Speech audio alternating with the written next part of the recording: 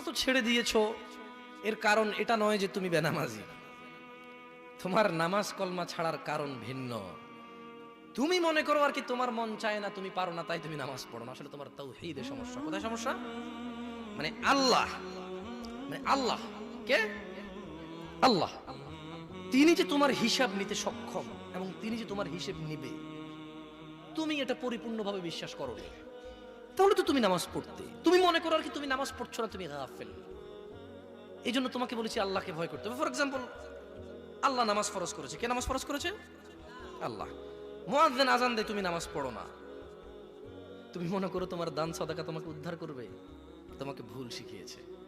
আমি মানুষ, ছোট হতে পারি, শোনো, জোর জবরদস্তি করে কিছু কথা আমাকে শুনিয়েও দিতে পারো, এখান থেকে নামিয়েও দিতে পারো। বলছি না তোমরা নামাবা, বাট এটা পারো। তবে মনে রাখবে, কথা যেটা বলেছিল উল্টাতে পারবে না। কেন পারবে না জানো? কারণ এই কথা উল্টানোর জন্য তোমাকে কথা থাকতে হবে। মনে রাখবে, তোমার দান সাদাকা হিসেবই হবে না।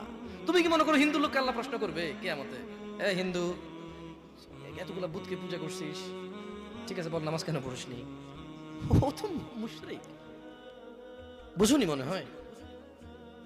এটা স্কুল, এটা স্কুল, এখানে আমি পড়ি না, আমার কি পরীক্ষা হবে? আমার কি পরীক্ষা হবে? বুঝাইতে পারিনি মনে হয়।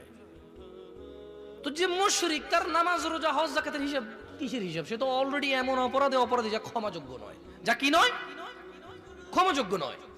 একজন বেনামাজি মানুষ, সে মনে করে নামাজ না পড়া শুধু নামাজ না পড়া, অথচ আল্লাহর নবী, যে একটু আগে বললাম, আল্লাহ বলেছে যদি তোমরা আল্লাহর ভালোবাসা পেতে চাও তাহলে রাসূলের অনুসরণ করো।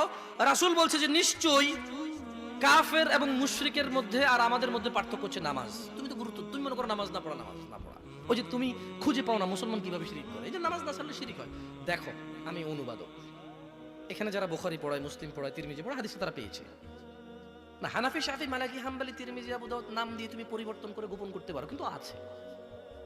ফয়সালা তো আল্লাহ করবে যে এভাবে হয় নাকি সিস্টেম, ইসলামকে বিভক্ত করা এবং কিয়ামত দিবসে রাসূলের অনুসরণের বাইরে কোনো অনুসরণের হিসাব নেওয়া হবে কিনা, সেটা তো আল্লাহ ফয়সালা করবে। আমি